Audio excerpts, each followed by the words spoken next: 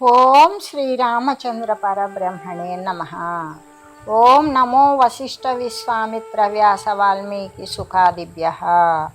ఓం శుక్లాంబరధరం విష్ణుం శశివర్ణం చతుర్భుజం ప్రసన్నవదనం ధ్యాయేత్ సర్వవిఘ్నోపశాంతయే. ఓం నమో బ్రహ్మాదిభ్యో బ్రహ్మ విద్యా సంప్రదాయ కర్తృభ్యో వంశ ఋషిభ్యో మహద్భ్యో నమో గురుభ్యః. ఓం శ్రీరామో రామభద్రశ్చ రామచంద్రశ్చ శాశ్వతః రాజీవలోచన శ్రీమాన్ రాజేంద్రో రఘుపుంగవః.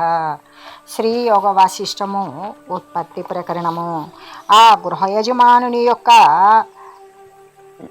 వియోగము చేత ఆ గృహము ఏ విధంగా ఉన్నదంటే, వాయువు చేత భిన్నమైనటువంటి మేఘ శకలాల వలె, మంచు చేత నశించిపోయినటువంటి కమలములాగా, కొద్ది తైలము మాత్రమే ఉన్నటువంటి దీపము అంటే శమించిపోవడానికి సిద్ధముగా ఉన్న దీపములాగా, మృత్యువాసన్నమైనటువంటి కరుణాక్రాంత ముఖములాగా, దీనముగా ముఖాలతోనూ శుష్కించిన వృక్షాల్లాగా, ఆ శుష్కించినటువంటి మరి ఎండిపోయినటువంటి ఆ వృక్షాలు కలిగిన అరణ్యములాగానే, వర్షం లేకపోతే కనుక నాశనము కాబడినటువంటి ప్రదేశములాగా, బేటల వారిన భూమిలాగా ఆ గృహము ఉన్నది అనే శ్రీ వశిష్ఠ దేవులు చెబుతూ ఉన్నారు. ఎవరికి? శ్రీరామచంద్రునికి. అయితే ఈ విషయాన్ని ఎవరు చూస్తూ ఉన్నారు అంటే, ఆ గిరి గ్రామమునందున్నటువంటి బ్రాహ్మణుని గృహానికి వెళ్ళిన రాణి లీలా శ్రీ సరస్వతీమాత కూడా చూసి ఆ విధంగా చెప్తూ ఉన్నారు అని శ్రీ వశిష్ఠ దేవులు తెలియజేస్తూ ఉన్నారు. అదసా నిర్మల జ్ఞాన చిరాభ్యాసేన సుందరి సంపన్న సత్య సంకల్ప సత్యకామాచ దేవవత్. ఆ తర్వాత చిరకాలము నుండి చేసినటువంటి అభ్యాసము చేత నిర్మలమైనటువంటి మాలిన్యరహితమైనటువంటి జ్ఞానాన్ని పొందింది ఆ లీలాదేవి. దేవతల్లాగానే ఆమె కూడా సత్య సంకల్పమే అయింది. సూక్ష్మ శరీరముతోనే సత్యము ఆమె యొక్క సంకల్పము సత్యమే అవుతూ ఉన్నది. చింతయామాసమామేతే దేవీం చేమాం స్వబంధవ పశ్యంతు తావత్ సామాన్య లలనా రూపధారిణి. ఈ నా బంధువులు ఆమె అనుకుంటూ ఉన్నది ఏమని, ఇక్కడ ఉన్నటువంటి నా బంధువులంతా కూడా నన్ను ఈ సరస్వతీదేవిని కూడా సామాన్య స్త్రీ రూపమున ధరించిన వారి వలె ఉన్నట్లే చూస్తారు కాబోలు అని లీలావతి తన చిత్తమున ఆలోచిస్తూ ఉన్నది. అంతేకాదు, తతో గృహ జనస్తత్ర నంద సందదర్శంగనాద్వయం లక్ష్మీ గౌర్యోర్యుగమిప సముద్భాసిత మందిరం. ఆ తర్వాత కొద్ది సమయానికి ఆ గృహమున ఉన్నటువంటి వారందరూ కూడా గృహమంతటినీ ప్రకాశింపజేస్తూ ఉన్న వారిద్దరి యొక్క ఆగమనము చేత ఆ గృహమంతా ప్రకాశవంతముగా ఉన్నది. ఆ తర్వాత ఆ గృహములో ఉన్నటువంటి వారంతా కూడా గృహాన్ని ప్రకాశింపచేసేటువంటి లక్ష్మీ పార్వతులు లాగా ఉన్న ఆ ఇరువురు స్త్రీలను కూడా అక్కడ ఉన్న వారంతా చూశారు. ఆపాద వివిధామ్లాన మాలావన సుందరం మాలావసన సుందరం వసంతలక్ష్మీర్యుగల మివామోదిత కాననం. వారిద్దరూ కూడా ఎలా ఉన్నారు అంటే, ఈ తల మొదలు పాదాల వరకు కూడా క్రొత్త పూలమాలల చేత అలంకరింపబడినటువంటి వారు రూపవతులై ఉన్నారు. వారి యొక్క శోభతో, వారి యొక్క యశో వైభవము చేత ఆ వనమునంతా వికసితం చేసేటువంటి వసంత ఋతువులాగా అంత ప్రకాశవంతంగా అయి ఉన్నారు అని చెబుతూ, సర్వౌషధి వనగ్రామం ఓరయంత్యౌ రసాయనై శీతలాహ్లాద సుఖం చంద్రద్వయామివోదితం. అంతేకాదు, అప్పుడు అమృతముతో నిండినటువంటి వెన్నెల చేత ఓషధులు అంటే అక్కడ ఉత్పన్నమైనటువంటి ఆహార పదార్థాలు వనాల యందు గ్రామాల యందు వ్యాపించి, మరి ఆ పదార్థాల ద్వారా ఆనందాన్ని కలుగజేసేటువంటి ఇరువురు చంద్రులు ఉదయించనా అంటే, ఆ రసాన్ని ఉత్పన్నం చేసేటువంటి ఇద్దరు చంద్రులు ఉదయించారా అన్నట్లుగా ఉన్నారు వారిద్దరిని చూడగా. లంబాల కలతాలోలాలోచన లివి లోకనై కిరత్కువలవయోన్మిశ్రమాలతి కుసుమోత్కరాన్. అయితే ఆ వాళ్ళకి వ్రేలాడుచూ ఉన్నటువంటి పొడవైనటువంటి వెంట్రుకల సమీపంలో ఉన్న చంచలమైనటువంటి నేత్రాలు, కదులుతూ ఉన్నటువంటి నేత్రాలకు తుమ్మిదలచే కూడినటువంటి నీలమైనటువంటి కమలవలమల వలె, నల్ల కమలాల వలె ఉన్నటువంటి వారి యొక్క దివ్యమైనటువంటి మాలతీ పుష్పాలు వర్ణింపజేయుచూ ఉన్నట్లుగా ఉన్నారు అని చెబుతూ, ధృతహేమ రసాపూర సరిత్సరణ హారిణ దేహ ప్రభావ ప్రవాహేన కనకీకృత కాననం. బంగారు నీటి ప్రవాహంతో సమమైనటువంటి దేహకాంతులు గలవారు అచ్చటి అడవిని వారి యొక్క శరీర కాంతితోటి అడవి అంతా కూడా సువర్ణంతో నిండిపోయిందా అన్నట్లుగా ఉన్నది. ఉండి సహజాయ వపుర్లక్ష్మ్యా లీలాదోలా విలాసిన తాయేతే చ తరంగాఢ్య నిజలావణ్య వారిదేహే విలోల బాహులతికా యుగేనా రుణపానిన కిరన్నవనవం హైమం కల్పత వృక్షలతావనం. ఏ విధంగా ఉన్నారు ఇంకా అంటే, వారు లావణ్యమైన మృదువైన లక్ష్మి కొరకు కల్పించబడినటువంటి ఉయ్యాలలాగానే, సున్నితంగా స్వభావ సుందరమైనటువంటి బ్రహ్మ సముద్రమనందల తరంగాలలాగానే అలా ఉన్నారు సుకుమారంగా. ఎర్రటి చేతులతో కూడినటువంటి బాహులతలు అంటే తీగల లాంటి చేతులు కలిగి వారు ఆ ఉయ్యాలల మీద ఊగుతూ ఉన్నటువంటి వారి యొక్క నూతనములు, కొత్తమైనటువంటి హేమమయాలు, బంగారంతో నిండినటువంటి కల్పలతా వనములను కల్పిస్తున్నారా వీరు అన్నట్లుగా అంత ఆహ్లాదంగా వారిద్దరూ కనబడుతూ ఉన్నారు అని తెలియజేస్తూ, పాదైరమృతిదామాన పుష్పకోమల పల్లవై స్థలాబ్జ దళమాల భైరవ స్పృశద్భూతతలం పునః తాళీతమాల ఖండానాం శుష్కాణాం శుచిచోషిషాం ఆలోకనామృతనేకైర్జన యద్భాల పల్లవాన్. ఇంకా ఎట్లా ఉన్నారు అంటే, వాడు పడనటువంటి పూలలాగానే, అంటే నవనవలాడుతూ తాజాగా ఉన్నటువంటి పూలలాగానే, మెట్ట తామర వలె ఉన్నటువంటి తమ యొక్క పాదాలతోటి వారు భూమిని తాకారు, స్పృశించారు.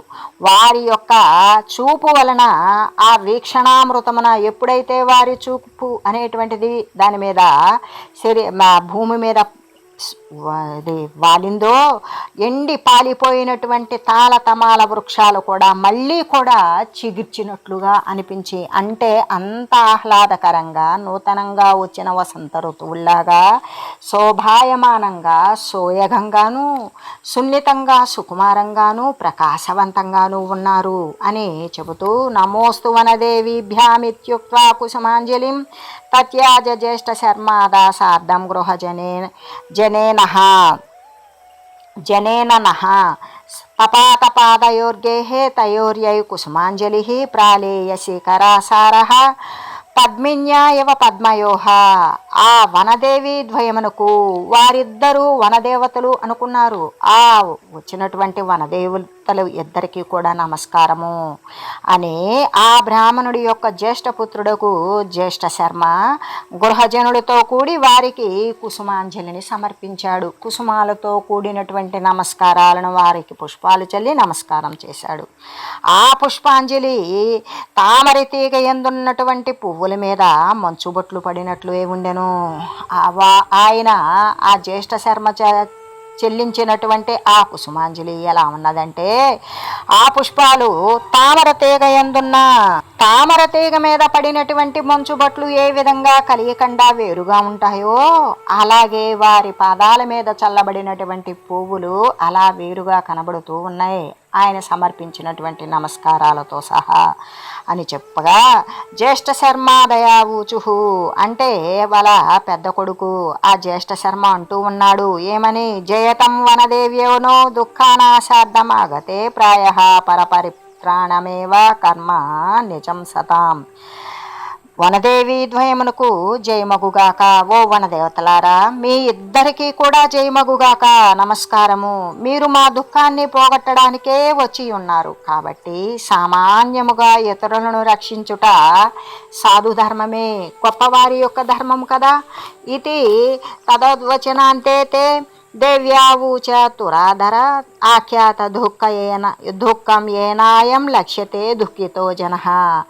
ఇట్లు వారు పలకగా, మీరు ఎవరెవరే దుఃఖాన్ని పొందుతున్నారో వచింపుడు అని వారిరువురు కూడా ఆదరముతో అన్నారు. అసలు మీరు పొందేటువంటి దుఃఖాలను గురించి మీరు చెప్పండి అని చాలా ప్రేమగా అడిగారు. జ్యేష్ఠ శర్మ ధయస్తేతే దేవ్యోవతి యథాక్రమం నిజం మాచక్యుద్ధం పతివ్యసనాత్మకం. ఆ తర్వాత జ్యేష్ఠ శర్మ మొదలైనటువంటి వారు ఆ విప్రదంపతుల యొక్క మరణము చేత తమకు కలిగినటువంటి దుఃఖమును చెప్పి ఉన్నారు. చెప్పి ఇంకా ఆ జ్యేష్ఠ శర్మ ఈ విధంగా అంటూ ఉన్నాడు. దేవ్యావభవతాం స్నిగ్ధా విహ బ్రాహ్మణ దంపతి సర్వాతిథి కులకరౌ స్తంభభూతౌ ద్విజస్థితే తావద్య గృహముసృజ్య సపుత్ర పశుబాంధవం స్వర్గం గతౌనః పితరౌ తేన శూన్యం జగత్రయం. ఆయన అంటున్నారు, ఓ దేవతలారా, ఓ దేవులారా, ఇక్కడ అతిథులకు ఆశ్రయము, బ్రాహ్మణ మర్యాదకి ఆధారమును దీన దయాపరులైనటువంటి ఈ బ్రాహ్మణ దంపతులు ఉన్నారు. ఆ బ్రాహ్మణ దంపతులు వారు పుత్రులతో ఉండి, బంధువులతో కూడి, పశువులను ఉండి నిండుగా ఉన్నటువంటి గృహాన్ని వదిలి వారు శరీరాలను వదిలి స్వర్గానికి వెళ్ళిపోయారు. ఆ వెళ్ళిపోయినటువంటి ఆ బ్రాహ్మణ దంపతులు వారే నా తల్లిదండ్రులు. అందువలన మాకు ఈ 3 లోకాలు కూడా శూన్యములైపోయినవి. 3 లోకాలు అన్నప్పుడు ఇక్కడ గుణత్రయాన్ని గురించి తెలియజేసుకోవచ్చు. మాకు అసలు దేని గురించి కూడా విషయం అనేటువంటిది లేకుండా పూర్తిగా శూన్యమైపోయింది. పక్షిణో గృహమారుహ్య వీక్షివంతః ప్రతిక్షణం దేహం శూన్యే మృతం భక్త శోచంతి మధురై స్వరై. అయితే పక్షులు ఇంటి మీదకి ఎగిరి, అంటే పక్షులేంటి, వాళ్ళ పెంపుడు పక్షులు, ఆ ఇంటి మీదకి ఎగిరి ఆడించుచు మృతదేహాన్ని గురించి కరుణ స్వరమున ఆరోధిస్తూ ఉన్నవి.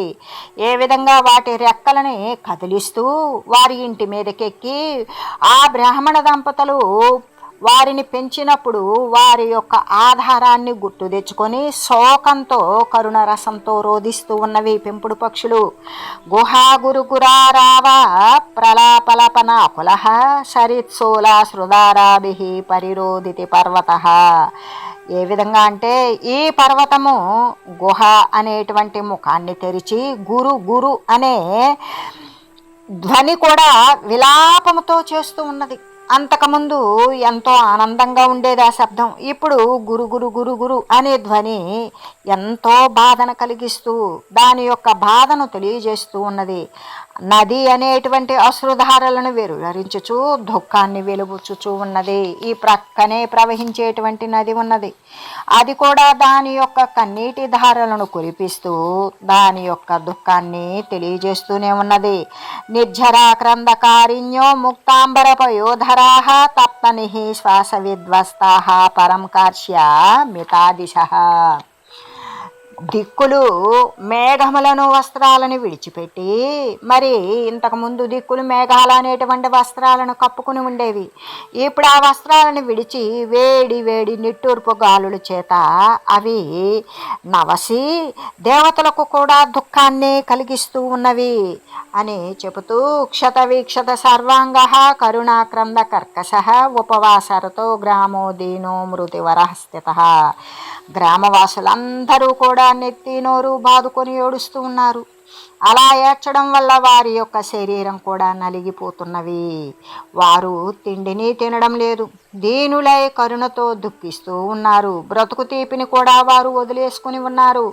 దివసం ప్రతివృక్షాణమవస్యాయాశ్రు బిందవః గుచ్చలోచన కోశేభ్యాస్తో పోష్ఠాని పతంత్యదః. ప్రతిదినము కూడా చెట్ల యొక్క జొంపములు అనబడే కళ్ళ నుండి శోకాగ్ని వస్తుంది. ఆ శోకాగ్ని వలన మంచు అనేటువంటి కన్నీటి బొట్లు క్రింద పడుచూ ఉన్నవి. ప్రశాంత జన సంచార రజ్యాక్షార విధూసర విధవా విగతానంద సంశూన్య హృదయాస్థిత. జనసంచారం లేకుండడం వలన బాటలు అంటే మార్గాలు, దారులు ఆనందరహితలు. అంటే ఆ మార్గాలలో ఆనందం అనేది లేదు. ఎందుకు? ఈ శోకంతోటే జనం అనేది ఇక్కడే ఉండి ఉన్నారు. జనం ఎవరు సంచరించడం లేదు. సంచరించకపోవడం వల్ల దారులన్నీ కూడా ఏమాత్రము కూడా సందడి లేకుండా ఆనందరహితమై ఉన్నవి. శూన్య హృదయులై ఉన్నటువంటి వారు వలనే విధవల వలనే చవుడు బారిపోయినవి. ఏ విధంగా అంటే శూన్య హృదయులను, భర్త చనిపోయినటువంటి స్త్రీలు సర్వము కోల్పోయినటువంటి విధవల్లాగానే ఈ దారులు కూడా ఎటువంటి వచ్చిపోయేటువంటి వారి యొక్క ఉనికి లేక చవుడు బారిపోయినవి. కోకిలాలి ప్రలాపిన్యో వృష్టి బాష్ప హతాలతాహ ఉష్ణోష్ణ శ్వసనాదేహం ఘంతి పల్లవ పాణిభి. వేడి వేడి గాలులను, నిట్టూర్పులతో కూడిన వర్షం అనేటువంటి కన్నీటితో కొట్టబడిన లతల, కోకిలల, తుమ్మిదల మరి ఆరావాల చేత శబ్దములతో రోధిస్తూ చిగుళ్ళనే చేతులతోటి తమ దేహాన్ని కొట్టుకుంటూ ఉన్నవి. ఆత్మానం శతరాకర్తుం బృహచ్చచ్రభ్ర శిలాతలే నిర్జరాః ప్రపత్యంతే తే తాపతప్త శరీరకాః.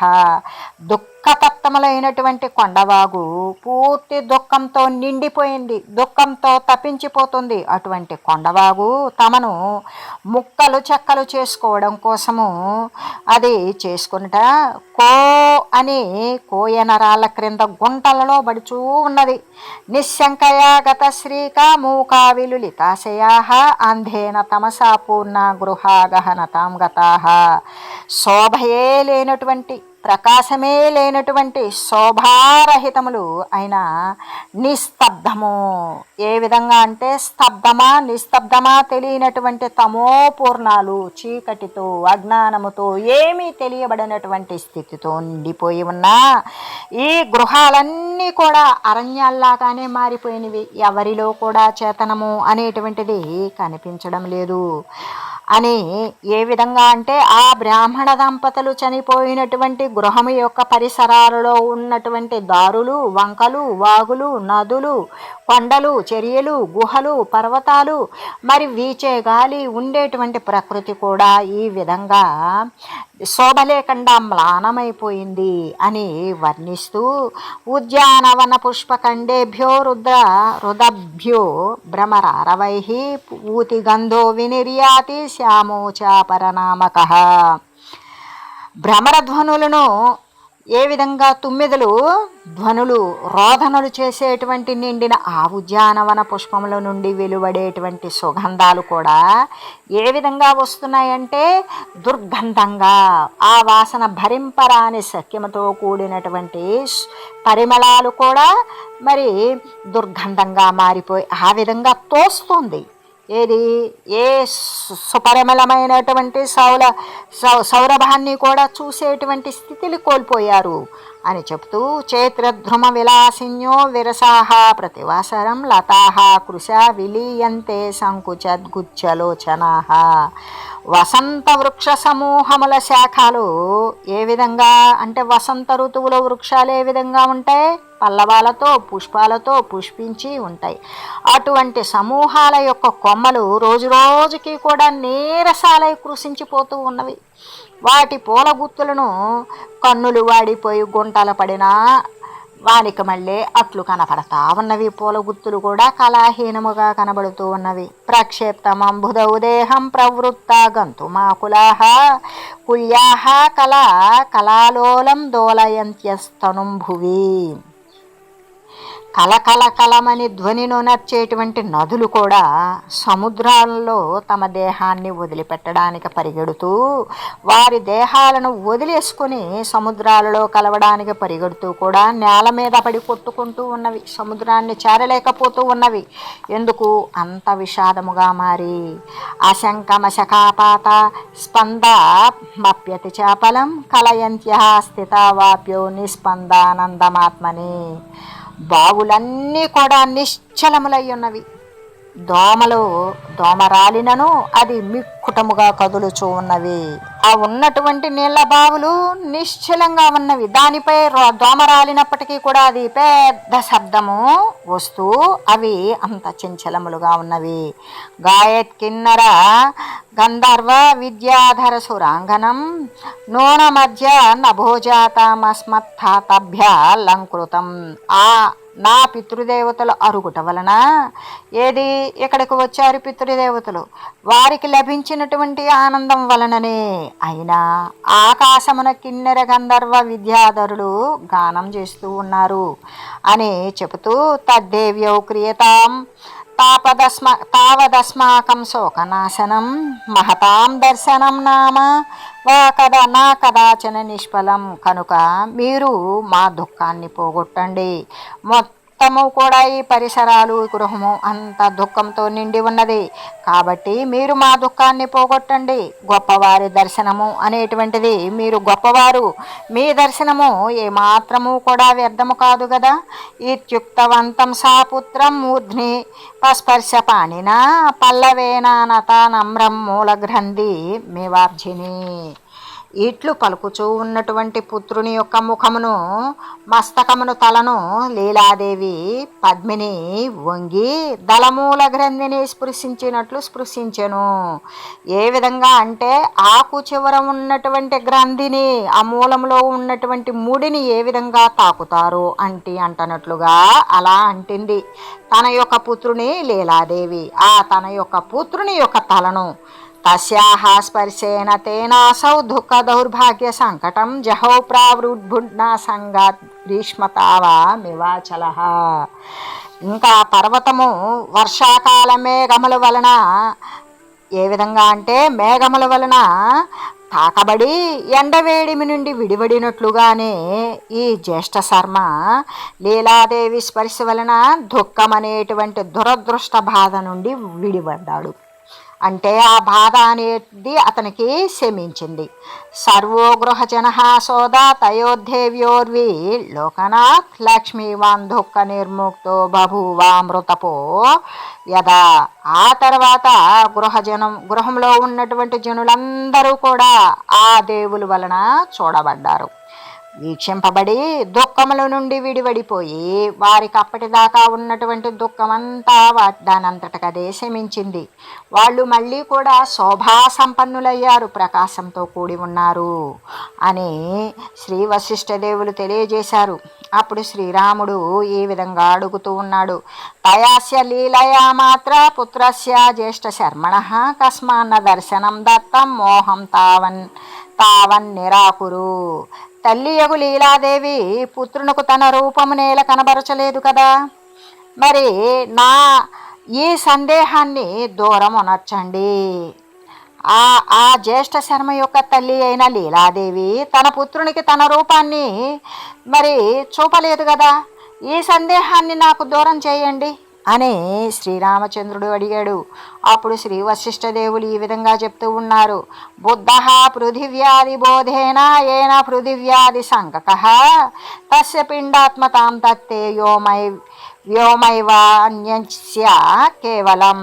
అప్పుడు వశిష్ఠులు అంటున్నారు, పృథివీ మొదలైనటువంటి భూతముల యందు, ఇక్కడ పృథివ్యాది దేవతలు, పృథివీ భూతములు అంటే పృథివీ, జలము, అగ్ని, వాయువు, ఆకాశము మొదలైనటువంటి పంచభూతములందు ఎవనికి భూతములనేటువంటి బుద్ధి దృఢమై ఉన్నదో వానికి అవి అట్లే కనబడతాయి. ఇతరులు వాటిని పరమ ఆకాశంగానే గాంచుతూ ఉంటారు, చూస్తూ ఉంటారు. అనదేవాంగ సదివభాతి పృథివ్యాది వేదనా యదా బాలస్య వేతాలో నాభాతి తదవేదనాత్. నాయన, ఈ యొక్క పంచభూతాల వల్ల ఏర్పడినటువంటి జ్ఞానమున్న అసత్పదార్థం కూడా సత్పదార్థం లాగానే కనబడుతూ ఉంటుంది. అక్కడ వస్తువు లేకపోయినా వస్తువు లాగానే కనబడుతూ ఉంటుంది. ఎలాగా అంటే, భేతాళుడు అనే పదార్థం లేదనే జ్ఞానమున్నచో బాలుడు భేతాలని గాంచజాలడు కదా. ఎందుకు? అక్కడ బేతాళుడు అనేటువంటి సంకల్పము చేత బాలుడు బేతాళుడు అనేటువంటి దానిని, అంటే పిశాచము అనేటువంటి దానిని ఊహించుకొని కల్పించుకొని బాధపడి భయపడి ఒక్కొక్కసారి మరణం కూడా చెందుతూ ఉంటాడు. అదే ఏ విధంగా భేతాళుడు అనేటువంటి పదార్థం లేదు, పిశాచం అనేటువంటి పదార్థం లేదు అనేటువంటి జ్ఞానమే ఉన్నట్లయితే ఇక అక్కడ బాలుడు ఆ పిశాచాన్ని గురించి ఊహించడు, ఊహించకపోతే మళ్ళీ చూడడానికి కూడా అవకాశం లేదు అని చెబుతూ, యదా పృథ్వ్యాధి నా బాలమపృథ్వ్యాధి భవేత్ క్షణాత్ స్వప్నే స్వప్న పరిజ్ఞాత తదా జాగ్రత్యపి స్ఫుటం. ఇది స్వప్నము అని జ్ఞానము కలిగిన స్వప్న పదార్థము యొక్క బోధ కూడా నశించినట్లుగానే జాగ్రత్త అవస్థ ఎందు జ్ఞానము కలిగిన పృథివ్యాది పదార్థాలు కూడా మిథ్యలనేటువంటి బోధే కలుగుతుంది. ఇది స్వప్నము. స్వప్నము అనుభవించేటప్పుడు ఇది స్వప్నము అని తెలియదు. స్వప్నము అని తెలియాలి అంటే వాడు జాగ్రత్తలోకి రావాలి. జాగ్రత్తలోకి వచ్చినప్పుడు స్వప్నానుభవం కానీ స్వప్న వస్తు సముదాయం కానీ జాగ్రత్తలో లేదు. అప్పుడు జాగ్రత్తలోకి వచ్చాక వాడు అప్పటిదాకా మంచి అనుభవాన్ని పొందాను అనుకుంటాడు కానీ అది సత్యము అని భావించడు. అలాగే మరి సత్యమని భావించలేదంటే అది కళ, జాగ్రత్తలోనికి కొని రాబడేటువంటిది కాదు, అది అబద్ధము, ఎప్పటిదాకా స్వప్నానుభవమే అని వాడు గుర్తించినట్లుగానే ఆ గుర్తించినప్పుడు వాని కళ ఏమైంది? నశించిపోయింది. కళలోని పదార్థాలు లేకనే పోయినవి. అలాగే మరి జాగ్రత్త అవస్థ ఎందు జ్ఞానము కలిగిన తరువాత ఈ పృథివ్యాధి అంటే జాగ్రత్త కూడా అవస్థ వంటిదే. ఈ బ్రహ్మసత్త కంటే మిగిలినటువంటి మరొక పదార్థము లేనే లేదు. కేవలము బ్రహ్మ అనేటువంటిది సర్వవ్యాపకము, భిన్న వస్తువు లేదు. అభిన్న వస్తువు చూసినటువంటి దేహాలు, జగత్తులు, దృశ్యాలు మరి ఎన్ని రకాలైతే చూస్తామో, సంకల్పిస్తామో, ఊహిస్తామో, వర్ణిస్తామో ఇటువంటివన్నీ కూడా బ్రహ్మకు మించినటువంటి భిన్న వస్తువు కానే కాదు. సర్వం బ్రహ్మ జగత్తు అంటే జగత్తైన బ్రహ్మమైన సర్వమైన సర్వము ఉండేటువంటిది బ్రహ్మమే అనేటువంటి జ్ఞానం ఎవరికైతే వస్తుందో అప్పుడు ఈ పంచభూతాల ద్వారా ఏర్పడినటువంటి పదార్థాలు ఇవన్నీ కూడా అబద్ధమే అనేటువంటి జ్ఞానం అప్పుడు కలుగుతుంది. అంతవరకు కూడా ఈ పంచభూత వ్యాపితమైనటువంటి విశ్వం వేరొకటి ఉన్నది, అది బ్రహ్మ కంటే భిన్నమైనది. ఈ జగత్తును వదిలి మనం బ్రహ్మమును తెలుసుకోవాలి, బ్రహ్మమును చెందవాలి అనేటువంటి జ్ఞానం అక్కడ చెందేది పొందే బ్రహ్మతత్వం తప్ప మరొకటి లేదు కదా. లేని దానిని లేకుండా చేయడం పెద్ద గొప్పతరమైనటువంటి విశేషమైనటువంటి క్రియ కాదు కదా. లేనిది ఎప్పటికీ లేనిదే. ఆ లేదు అని చెప్పాలంటే బ్రహ్మ వస్తువు తప్ప మరొకటి లేదు అనేటువంటి సూక్ష్మమైనటువంటి జ్ఞానమయ దేహంతో తప్ప సర్వము బ్రహ్మము అనేటువంటిది అని ఉన్నప్పుడు అని అనుభవానికి వచ్చినప్పుడు మాత్రమే ఈ పంచభూత సంబంధమైనటువంటి ఈ జగత్తు అంతా కూడా మిథ్య, అబద్ధము. ఇక్కడ సర్వము అభిన్నమే. ఇక్కడ భిన్న భిన్న వస్తు పదార్థాలు అనేవి లేవు. అభిన్న వస్తువు ఏంటి అంటే బ్రహ్మమే. జగత్తు ఏంటి? బ్రహ్మమే. కల్పన, వర్ణన, ఊహ, ప్రకృతి, విశ్వము ఇవన్నీ బ్రహ్మమే. బ్రహ్మముకు మించి రెండో వస్తువు లేనే లేదు అనే జ్ఞానం ఎప్పుడు కలుగుతుంది? జాగ్రత్త అవస్థ యందు కలిగినటువంటి జ్ఞానం వల్ల ఈ జాగ్రత్తలో స్వప్నం ఎలా అబద్ధము, ఈ యొక్క బ్రహ్మసత్తా జ్ఞానము వల్ల కలిగినటువంటి దాని యందు ఈ జాగ్రత్త అవస్థ కూడా అబద్ధమే అనేటువంటి జ్ఞానం కలిగినప్పుడు ఈ జగత్ సంబంధమైనటువంటి పదార్థాలు సర్వము కూడా మిథ్య, అబద్ధము అని అనుభవానికి వస్తుంది అని తెలియజేస్తూ ఓం మంగళం శ్రీ గురుదేవాయ మహనీయ గుణాత్మనే సర్వలోక శరణ్యాయ సాధురూపాయ మంగళం. ఓం మంగళం కోసలేంద్రాయ రామాయ రామభద్రాయ చక్రవర్తి తనూజాయ సార్వభౌమాయ జానకీ వల్లభాయ శ్రీరామచంద్రాయ మంగళం. ఓం తత్సత్.